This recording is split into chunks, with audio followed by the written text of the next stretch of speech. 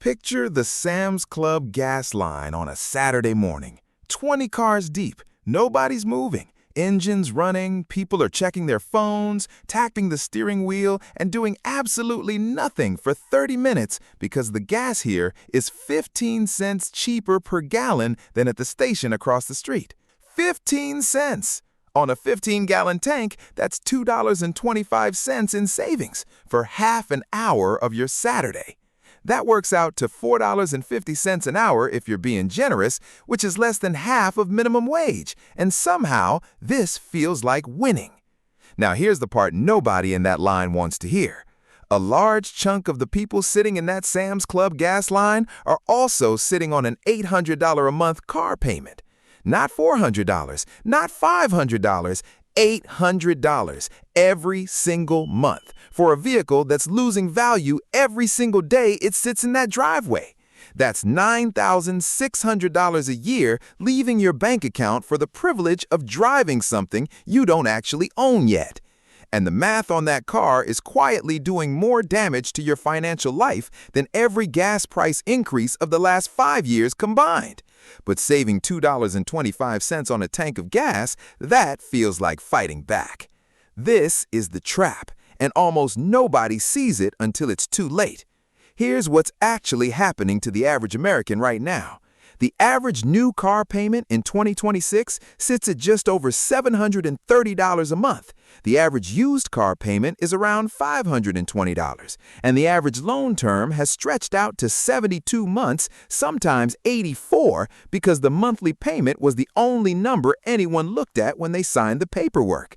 Not the total cost, not the interest, just the monthly number, which the dealership had already engineered to feel survivable. That $730 a month new car payment over a 72-month loan at a typical interest rate, you're paying somewhere between $3,000 and $6,000 in interest alone on top of the sticker price. So the $42,000 truck on the lot actually costs you closer to $47,000 by the time you hand over the last payment. And the second you drove it off the lot, it dropped in value by roughly 10%. By year 5, it's worth about half of what you paid for it. That's the vehicle you're waiting 30 minutes in line to save $2.25 on gas for. But the payment itself is actually the smallest part of the problem. Here's what the $800 payment vehicle actually costs you when you add everything up. Insurance on a newer financed vehicle runs higher because the lender requires full coverage. Add $150 to $200 a month depending on your record. Registration fees on a newer, more expensive vehicle come in higher every single year.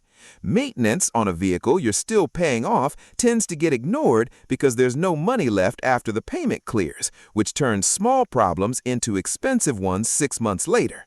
And then there's the part nobody puts in the brochure. A payment that size sitting in your monthly budget affects every other financial decision you make.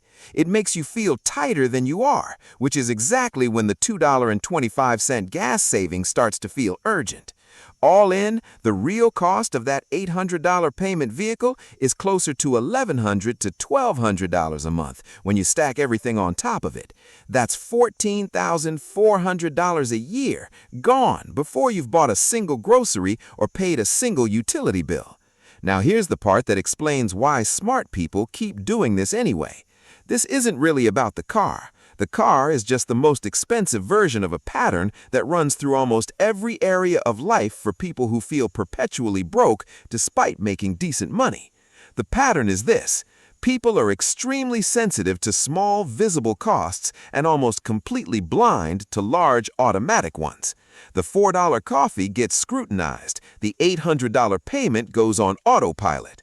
The 15-cent gas saving gets hunted down across 3 zip codes. The $200 insurance increase at renewal gets accepted without a single call to a competitor. The $20 streaming service gets canceled during a tight month. The $730 car payment never gets questioned because it already feels permanent, like rent, like something that just exists now. Psychologists call this the pain of paying. Think back to that Sam's Club gas line that was 20 cars deep.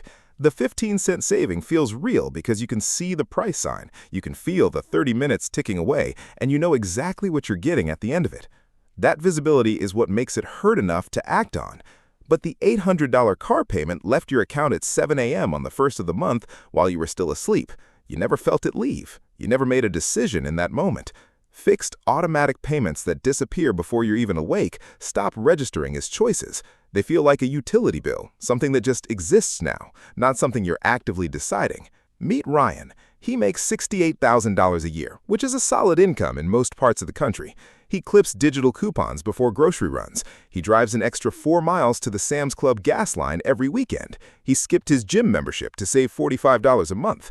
He believes he's a careful person with money. He has an $810 car payment and a $480 car payment on his wife's vehicle and hasn't looked at what either of those is costing him in total because the monthly number felt manageable when they signed the papers. Together, those two payments are $1,290 a month or $15,480 a year on two vehicles that are both losing value every single day. The coupon savings don't come close, the gas line doesn't come close, and Ryan cannot figure out why the month always runs out before the paycheck does.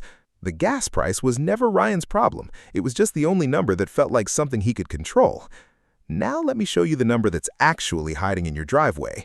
Say instead of the $800 payment, you drive a car you actually own outright. Maybe it's a 4-year-old vehicle you paid $18,000 cash for by saving up before you bought.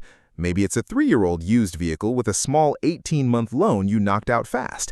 Either way, your transportation cost drops by $600 a month compared to the $800 payment scenario. $600 a month redirected into a low-cost index fund at the market's long-run average return over 30 years turns into just over $1.3 million.